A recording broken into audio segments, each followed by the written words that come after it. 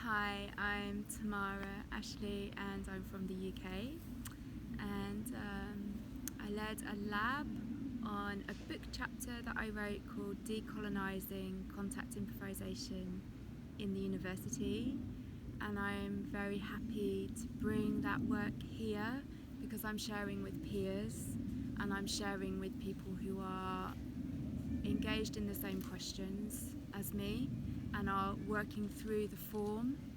And so as a teacher, I've been working through this form with beginners for many years, and I work with beginners from many different ethnic backgrounds, and that brings up lots of questions when they encounter the form. So over the years, I've been trying to work out the ways into the form with those students from different cultures. And I've learnt so much from working with them, and I've learnt new ways into the form by listening to them and asking them how they want to enter. So I was sharing that work in this lab. I was sharing it kind of on the ideas level, but then in the lab I also went through 3 stages that I normally go through with my students, and there's like 3 stages of questioning. So starting with self-reflection, who am I, where do I come from, what values do I bring, moving into what's the form about, how do I encounter the form, what in the form is resonating with me, what in contact improvisation might be challenging to me as a beginner, and then moving into shared agreements about the teaching.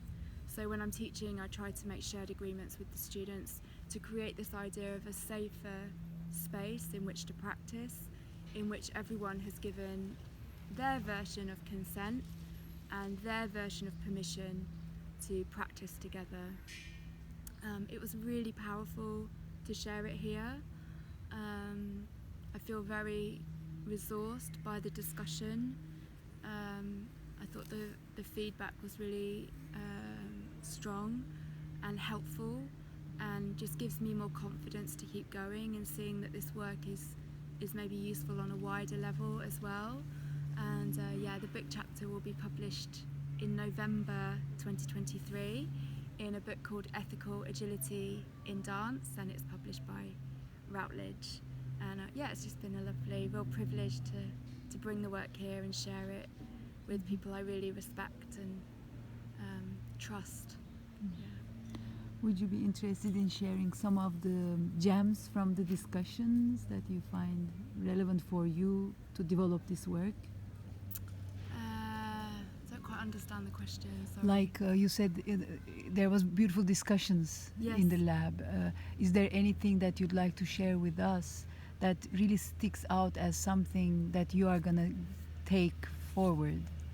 So I shared the lab with Catalina from Uruguay, and she invited us to dance through some actually quite similar questions, and that was really beautiful, this dancing your question, which I know is also a form we use in contact improvisation. And I think I'm going to take that forward into my teaching practice.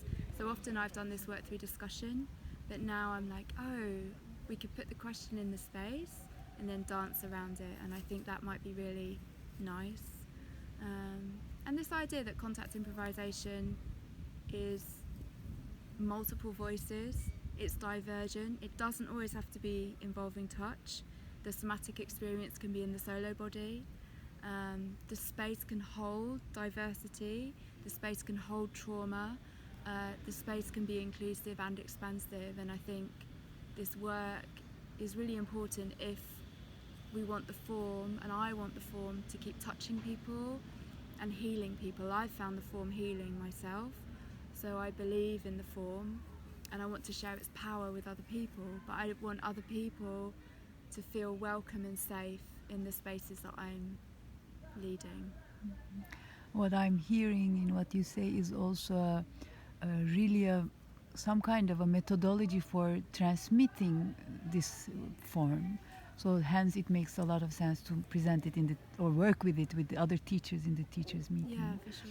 And do you have any would you like to share some of the insights or feedbacks the teachers gave you after the lab? So some of the teachers were saying that it would be challenging to do this in their institutional context. And I do understand that. I've worked in universities for a long time, and sometimes the curriculum has a particular shape, and it can be quite difficult to navigate this kind of critical pedagogical work with students.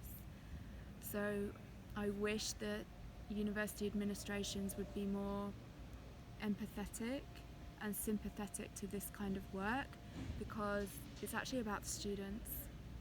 And if the students are able to engage in this kind of process, they actually become more deeply invested, and they actually go through a deeper self-development process. I still think we're in a situation where many institutions look at curriculum as content rather than curriculum as process, and I'm definitely interested in looking at curriculum as process. And then we say, okay, I've got this knowledge is here, how can this knowledge serve the student, rather than the student has to take this knowledge. It's more like there's this huge body of knowledge, especially in contact improvisation and somatics. It's vast, you could never cover it all in a semester or even 3 years. So my main question is, how can I serve the student with this body of work that I have and know and keep exploring? Thank you.